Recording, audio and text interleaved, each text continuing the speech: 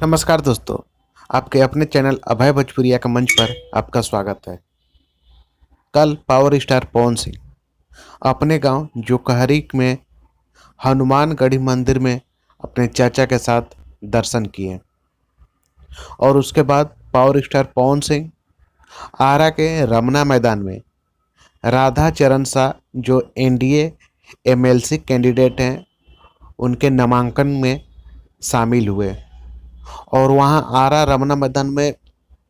भयंकर भीड़ थी पवन सिंह को देखने के लिए और उन्होंने एक से एक वहां गाना गाकर दर्शकों को झुमा दिया।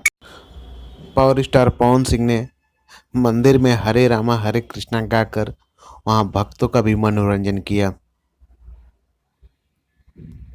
हरे राम